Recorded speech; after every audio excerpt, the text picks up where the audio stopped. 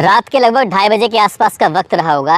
एक बालक जिसकी उम्र अभी 3 या 4 साल के आसपास रही होगी, वो बच्चा ज़ोर ज़ोर से रो रहा था, चिल्ला रहा था। उसके रोने की, उसके चिल्लाने की आवाज़ें न केवल घर में थीं बल्कि आसपास के घरों तक भी पहुंच जाती हैं। और रात के 2:30 बजे कोई बच्चा इतनी ज़ोर ज़ोर से रोएगा तो जाहिर सी बात है घर वालों की परेशानी बढ़ना स्वाभाविक है। बच्चे के घर वाले, उसके दादा, उसके पापा सबके सब चिंतित हो जाते हैं। उसके बाद उसकी माँ से पूछा जाता है कि आखिरकार क्या बात है, ये क्यों रो रहा है। तो कहती है कि ये बुखार से बुरी तरह से तप रहा है, इसे दवाई नहीं दिलवाई तो बहुत बड़ी दिक्कत हो जाएगी। तभी उसके दादा कहते हैं कि तुम परेशान क्यों होते हो, मैं इसका अभी इलाज करा के लेके आता हूँ। उसके दादा उसको अपनी गोद में बिठाते हैं, सीधा लेके जाते हैं पास में ही एक घर होता है, गुलाब शाह का घर। ऐसा कौन व्यक्ति था उस इलाके में, उस ज़िले में, जो उस घर को नहीं जानता था। दरअसल इस लड़की पर जिन्नातों का असर था और जिसको देख लिया करती थी, जिसको छू लिया करती थी, जिसको दम कर दिया करती थी, समझ लो कि वो ठीक हो जाया करता था। वो बच्चा जब रो रहा था, रोते रोते उस बच्चे को जब उसके घर पे लेके जाते हैं, उस लड़की ने बस कुछ पढ़ा और पढ़ने के बाद कहा कि घर चले जाओ। उसके बाद वो बच्चा घर आता है, आराम से सो जाता है। हालांकि अगले दिन क्या होता है इसका पता नहीं चलता, लेकिन इस लड़की की शोहरत कुछ इस तरह से थी कि आसपास के लोग दिन निकलते ही इसके घर में आ जाया करते थे अपना इलाज कराने के लिए, क्योंकि इस लड़की पर जिन्नातों का जो असर था। और ये लड़की इतनी मशहूर हो रही थी कि लगातार रोज़ अखबारों की सुर्खियाँ बन रही थी। लेकिन इससे भी बड़ी बात ये थी कि इस लड़की के शरीर के अंदर से सुइयाँ पैदा हो रही थी। और ये बात न केवल उस ज़िले में बनती है बल्कि पूरे ज़िले में, पूरे प्रदेश में, पूरे देश में फैल जाती है कि उत्तर प्रदेश के ज़िला मेरठ में एक गांव ऐसा भी है जहां पर एक लड़की के शरीर से लगातार सुइयाँ पैदा हो रही हैं।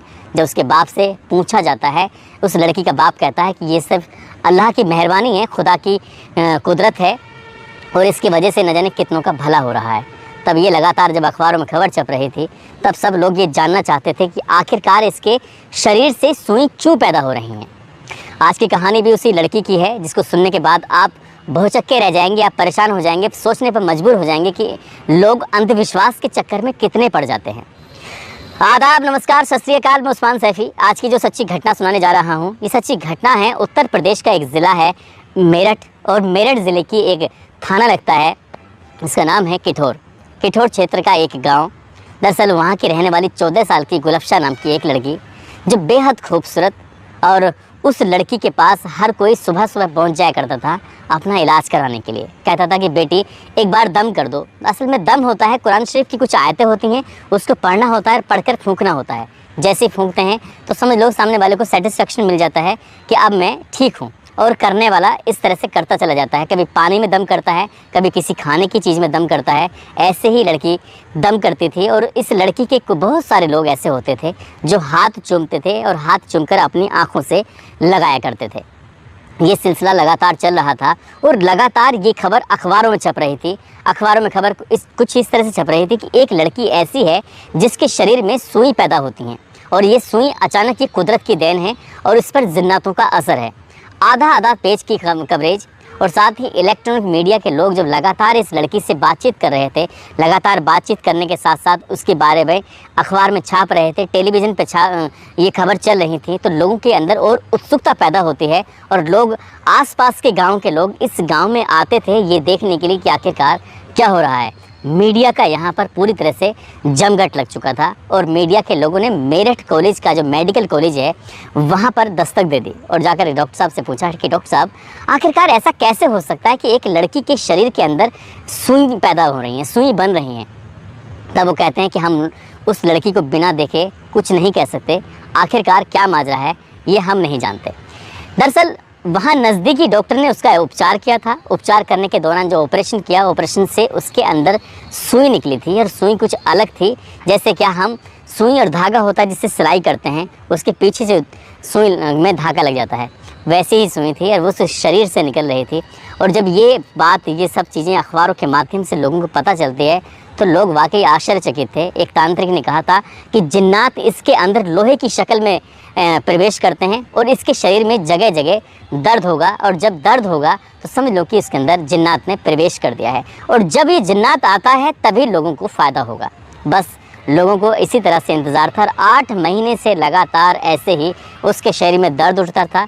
जब दर्द होता था, जिस हिस्से में होता था, शरीर के हिस्से में, चाहे वो सीने पे हो, चाहे वो थाई पर हो, चाहे वो हाथों में हो, चाहे पैरों में हो, कहीं भी हो, शरीर के अलग अलग हिस्सों में दर्द होता था। वहाँ सुई बनती थी और सुई को डॉक्टर निकाल दिया करते थे। जब लगातार कवरेज चल रही है, लगातार अखबारों में आ रहा है, टेलीविज़न पर आ रहा है, तो हर किसी के अंदर उत्सुकता थी। मेडिकल कॉलेज के प्रिंसिपल से पूछा तो उन्होंने कहा कि हम बिना लड़की को देखे उसके बारे में कोई बता ही नहीं सकते कि आखिरकार वो कैसे उसके अंदर सुई बनती है नहीं बनती है। मीडिया का जमघट अब लग जाता है उस लड़की के घर पर और उस लड़की के पापा से पूछा जाता है कि जब तुम्हारी लड़की के शरीर में सुइयाँ बन रही हैं तो इसे बड़े डॉक्टर को क्यों नहीं दिखाते हो, क्या बात है। कई बार ये लड़की बहुत दर्द से, बहुत तकलीफ़ से गुजरती है, भले ही चाहे लोगों का इलाज करती हो, लेकिन खुद भी तो तकलीफ़ से गुजरती है। जब घर वालों ने लगातार इस बात पे इग्नोर किया और मीडिया वाले लगातार दबाव बना रहे थे, तब कहीं जाकर आबिद मीडिया की बातों में को मानता है और मानने के बाद उसी मेडिकल कॉलेज में पहुंच जाता है जिस मेडिकल कॉलेज के प्रिंसिपल का लगातार बयान छप रहा था। उसके बाद ये अपनी बेटी को लेके पहुंचते हैं और जैसे ही वहाँ बातचीत का सिलसिला चल रहा था, अचानक ही लड़की के शरीर के एक हिस्से में दर्द होने लगता है। दरअसल जांघ में उसकी दर्द हो रहा था। जब जांघ में दर्द हो रहा था तो डॉक्टर ने कहा ठीक है, हम इसे देखते हैं। डॉक्टर का एक पैनल उस लड़की के उपचार के लिए लग जाता है और जैसे ही उपचार के लिए लगता है तभी उस लड़की के शरीर के अंदर से सुई निकल आती है। जब सचमुच सुई निकलती है तो वाकई ये करिश्मा हो जाता है और अखबार में बड़ी बड़ी खबर छपती है, आधा आधा पेज की कवरेज होने लगती है।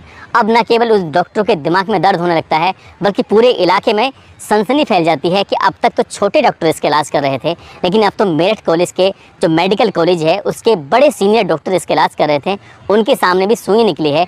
कुछ ना कुछ तो बात है। अब हर कोई जानना चाहता था कि आखिरकार इस लड़की के अंदर से सुई क्यों निकल रही है। और ये बात न केवल अब ज़िले में थी बल्कि प्रदेश के मुख्यमंत्री या फिर बड़े बड़े ऑफिसर तक पहुंच जाती है। एसएसपी पर दबाव पड़ता है। एसएसपी अपने एसपी देहात, एडिशनल एसपी जिनका नाम होता है एमपी सिंह, उनको जिम्मेदारी देते हैं। कहते हैं कि इस मामले की आप जांच करिए और जो भी है इसके बारे में पता करके बताइए, क्योंकि मीडिया का लगातार दबाव जो बन रहा है। अब यहाँ से एडिशनल एसपी एक महिला दरोगा, एक पुरुष यानी कि इंस्पेक्टर को, महिला दरोगा और इंस्पेक्टर को तैनात करते हैं और कहते हैं कि इस मामले की जांच करके बताओ कि आखिरकार माजरा क्या है, आखिरकार इस लड़की के शरीर में ऐसी क्या दिक्कत आ रही है। क्योंकि यहाँ पर एमपी सिंह सीधे प्रिंसिपल के पास पहुँचते हैं और प्रिंसिपल साहब से बात करते हैं। बात करने के बाद कहते हैं कि क्या सचमुच उसके शरीर के अंदर से सुई निकली थी। वो कहते हैं कि हाँ, सुई निकली थी और हमने खुद निकाली है, हमने खुद अपनी आंखों से देखी है।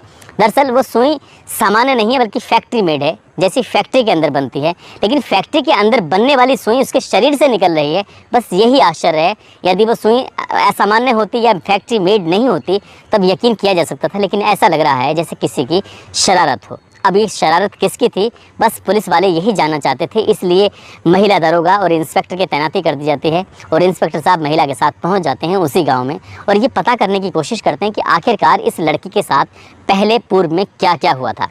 फिर उसके बाद ये पता करने के बाद एक दो डॉक्टर के नाम आते हैं और गांव के लोगों के नाम आते हैं। उन सबसे पूछताछ करते करते वो इंस्पेक्टर और महिला दरोगा जब बारी बारी से जाते हैं तो एक डॉक्टर का नाम आता है जान मोहम्मद। डॉक्टर जान मोहम्मद से बातचीत की जाती है और बातचीत करने के बाद उनसे पूछा जाता है कि आखिरकार क्या मामला है, तुमने इसके जो इलाज किया है इसके इलाज में तुमने क्या देखा, क्या पाया। तब वो कहते हैं कि हाँ साहब, इलाज तो मैंने किया था, लेकिन इसमें एक और डॉक्टर हैं जिनका नाम है डॉक्टर ज़ुबैर और जान मोहम्मद, इन दोनों को पकड़ा जाता है। साथ ही एक डॉक्टर होते हैं डॉक्टर साजिद, इनको भी पकड़ा जाता है। 3 डॉक्टर होते हैं, तीनों डॉक्टर से अलग अलग पूछताछ की जाती है। पूछताछ करने के बाद, उनसे बातचीत करने के बाद उनसे कुछ ऐसी चीज़ें निकल के सामने आती है जिनको सुनकर, जिनको देखकर वाकई हैरानी होती है। तब उस इंस्पेक्टर को पता चलता है कि कुछ ना कुछ दाल में काला है और उसके बाद फिर डॉक्टर साहब से जब सख्ती से पूछा जाता है तो वो चौंकाने वाली बात करते हैं। दरअसल वो कहते हैं कि ये लड़की अब से 7 या 8 महीने पहले, यानी कि नवंबर 2002 को ये लड़की अपने पिता आबिद के साथ, यानी कि गुलाब शाह अपने पिता आबिद के साथ पहुंचती है डॉक्टर जान मोहम्मद के पास और वहां जाने के बाद कहती है कि डॉक्टर साहब, मुझे बुखार आ रहा है, मुझे बहुत तकलीफ़ है, मुझे बहुत परेशानी है। क्योंकि डॉक्टर गांव के अंदर जो होते हैं वो मोस्टली वो डिग्रीधारी नहीं होते बल्कि झोला छाप डॉक्टर होते हैं। वो भी एक झोला छाप डॉक्टर होते हैं। गाँव के अंदर एक क्लिनिक उन्होंने बनाया हुआ था, एक दुकान में खोला हुआ था। आधी दुकान में तो वो खुद बैठते थे और आधी दुकान के अंदर एक बेंच लगाई हुई थी, बीच में पर्दा डाला हुआ था और उसके बाद इस वहाँ मरीज़ को, जो कुछ ऐसे मरीज़ होते थे जिनको वो देखने की कोशिश करते थे कि इस तरह से उस लड़की को जब देखते हैं मेरे पिता के साथ आती है तो क्या अपने मरीज़ से कहते हैं कि तुम जाकर अंदर लेट जाओ और मैं तुम्हें देखना चाहता हूँ। लड़की इतनी ज़्यादा खूबसूरत, जिसकी खूबसूरती को देख के अच्छे अच्छे लोग पिघल जाएं, वो डॉक्टर क्या चीज़ थी। उस डॉक्टर ने उस लड़की को अंदर बिठाया, उसके बाप बाहर अपने बेटे का इंतज़ार कर रहा था। लड़की सचमुच बीमार थी, बुखार से परेशान थी। उसने उस लड़की को बेंच पे लेटाने के बाद शरीर के अलग अलग हिस्सों को 5 या 6 मिनट तक ऐसे ही छूता रहा और उस लड़की ने इसका कोई विरोध नहीं किया। वो शरीर के अलग अलग हिस्सों पर हाथ फेर रहा था, कभी छूता था, कभी उसे कुछ करता था और ये बार बार कोई ना कोई बहाने से कहता था कि यहाँ दर्द तो नहीं हो रहा है, यहाँ तकलीफ़ तो नहीं हो रही है। और 6 मिनट तक वो अपने उस बैड टच के साथ उसको ऐसे ही टच करता रहा, उसके साथ खेलता रहा। और जब 5 या 6 मिनट निकल जाते हैं उसके बाद वो अपने कुर्सी पर आकर बैठ जाता है और उसे कहता है कि तुम्हारी लड़की को बहुत दिक्कत है, परेशानी है और कोई बात नहीं, तुम एक काम करो, मैं 2-3 ये टेस्ट लिखता हूँ, ये टेस्ट करा के मुझे लेके आओ कल और मैं इसे दिखाता हूँ। इससे पहले कि वो यहाँ से लड़की और उसके पिता निकल के जाते, तभी एक तांत्रिक की वहाँ पर एंट्री होती है। वो होते हैं कलीम मियाँ। कलीम मियाँ जैसे ही अंदर आते हैं और वो बाप बेटी यहाँ से निकल रहे हैं तो दोनों का आमना सामना होता है और देखते ही कलीम मियाँ उस लड़की को देख कर कहते हैं कि कितनी खूबसूरत लड़की है यार, ये थी कहाँ अब तक।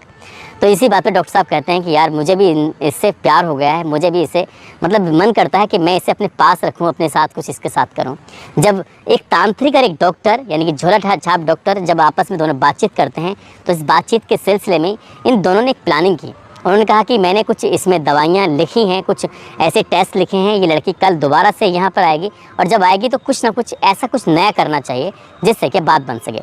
तब कलीम मियाँ कहते हैं कि जब ये आता है इसका बाप आबिद, तो तुम्हें एक बात कहनी है और वो बात ये कहनी है कि इस लड़की पर जिन्नातों का असर है और जिन्नात इसके अंदर लोहे की शक्ल में घुसेगा और जैसे ही ये बात इसके बाप तक पहुँचेगी तब हम कुछ नया काम करते हैं। यानी कि अगले दिन फिर वही तय कार्यक्रम के तहत वो पहुंच जाता है और यहाँ इसको डर था जान मोहम्मद को कि वो इसका इलाज नहीं कर पाएगा, इसके अंदर सुई इसके शरीर के अंदर प्रवेश नहीं कर पाएगा। इसलिए उसने अब जो पड़ोसी गांव का डॉक्टर है, डॉक्टर ज़ुबैर, उसको भी मौके पर बुला लिया। अब डॉक्टर ज़ुबैर भी आ जाता है और ये तय कार्यक्रम के तहत मतलब कि अगले दिन उस बाप और बेटी को आना था। वो रिपोर्ट लेके आते हैं, रिपोर्ट सब सामान्य थी, उसमें कोई दिक्कत वाली बात नहीं थी। लेकिन उसने उस लड़की को लिटाया और लिटाने के बाद उस लड़की को एक बेहोशी का इंजेक्शन दिया और बेहोशी का इंजेक्शन देने के बाद उस लड़की के अंदर, उसके शरीर के अंदर सुई प्रवेश कर दी और सुई प्रवेश करने के बाद तब वो आराम से उसके साथ ऐसे छेड़छाड़ करते रहे। उन्होंने कहा कि तुम्हारी लड़की पर बहुत ज़्यादा दिक्कत परेशानी है, अब यकीन नहीं आता तो देख लेना 8-10 दिन के बाद फिर एक बार लड़की को मुझे दिखाना। यानी कि लड़की चली जाती है, शरीर में उसके सुई प्रवेश कर जाती है और 8 या 10 दिन के बाद उस लड़की के शरीर में बहुत तेज़ दर्द होने लगता है क्योंकि सुई जो अंदर घुसी हुई थी वो परेशान करने लगती है। हर एक बार फिर से वो आता है क्योंकि तांत्रिक ने पहले से ही बता दिया था कि इसके शरीर के अंदर जिन्न प्रवेश करेगा और वो भी एक लोहे के रूप में, और वैसे ही होता है। उसका उपचार किया जाता है। बाप को कहा जाता है कि तुम कुछ दवाइयाँ लेके आओ। बाप दवा लेने के लिए दूर चला जाता है अपने उस गाँव से। दवाइयाँ जानबूझ के ऐसे ही लिखी जाती हैं जो उस गांव में मिलती ही नहीं या आसपास के गांव में ना मिलें। उस लड़की को एक बेहोशी का इंजेक्शन दिया जाता है, उसके शरीर के अंदर से वो सुई निकाली जाती है ऑपरेशन करने के बाद और पहले जान मोहम्मद उसका बलात्कार करता है। उसके बाद फिर डॉक्टर ज़ुबैर उसका बलात्कार करता है और बलात्कार करने के बाद इसी बीच में उसका जो पापा हैं, उसके अब्बू हैं आबिद, वो भी मौके पर पहुँच जाते हैं और वो उन्हें कागज़ में लपेट कर वो सुई दिखाई जाती है कि देखो तुम्हारी बेटी के अंदर से इस तरह से सुई बन रही हैं। अब यहाँ से सिलसिला शुरू हो जाता है और हर 8वें दिन, 10वें दिन, 15 दिन जब भी मौका मिलता था तभी उस लड़की के अंदर एक सुई निकाल ली जाती थी, दूसरी सुई उसके अंदर प्रवेश कर दी जाती थी। जब उसे दर्द होता था तो वो सुई निकलवाने के लिए आती थी और ये खबर धीरे धीरे आग की तरह इलाके में फैल जाती है और लोगों को एक मैसेज दिया जाता है कि इस लड़की के शरीर में जिन्न प्रवेश कर गया है और इसलिए लोग उससे अपना इलाज कराने के लिए, मतलब अंधविश्वास की पराकाष्ठा की एक लिमिट होती है, यहाँ बिल्कुल पूरी लिमिट क्रॉस हो चुकी थी और कितने लोग उस लड़की के दर्द को समझ नहीं पा रहे थे और उस लड़की से इलाज कराने के लिए आते हैं। उस लड़की के हाथों को चूमते थे, उस लड़की के हाथों को अपने आँखों से लगाया करते थे और वो लड़की के साथ ये डॉक्टर लगातार रेप करने लगता है। जान मोहम्मद, ज़ुबैर और साथ ही ये कलीम मियाँ, तीनों को जब भी मौका मिलता था तब उसके साथ ऐसे ही रेप करते थे, बलात्कार करते थे। जब उस लड़की को बेहोशी का इंजेक्शन दिया जाता था, उस बेहोशी के इंजेक्शन देने की शुरुआती दौर में जब डॉक्टर की डिमांड बढ़ जाती है तो पास के ही गांव से ये इंजेक्शन लेके आया करता था। उस डॉक्टर का नाम होता है डॉक्टर मामूल डॉक्टर मामूल के पास वो बेहोशी के इंजेक्शन मिलते थे। अब वहाँ जाने के बाद डॉक्टर मामूल ने कहा कि यार आजकल तुम बहुत ज़्यादा इंजेक्शन लगाते हो, क्या बात है, क्या क्या क्या परेशानी, किसको इंजेक्शन लगा रहे हो। जब ये वाली बात डॉक्टर मामूल पूछता है तो डॉक्टर जान मोहम्मद को ऐसा लगता है कि शायद मामूल को ये बात पता चल गई है। तब वो पूरी कहानी उसके सामने बयां कर देता है। अब मामूल भी उसके साथ मिलकर रेप करने लगता है। यानी कि अब तक मिला के 4 लोग, 3 डॉक्टर होते हैं, एक तांत्रिक होता है, और धीरे धीरे जब कहानी आगे बढ़ने लगती है एक डॉक्टर और शामिल हो जाता है। अब 4 डॉक्टर और एक तांत्रिक मिलकर इस लड़की के साथ लगातार रेप कर रहे थे। उसके अंदर सुई डालते थे और वो सुई निकालते थे, लोगों को पता चलती थी। यही बात जब अखबारों के माध्यम से लोगों को पता चलती थी, लगातार टेलीविज़न के माध्यम से ये चीज़ें वायरल हो रही थी, तो ये एक आश्चर्य का विषय बन गया था मेरठ क्षेत्र में कि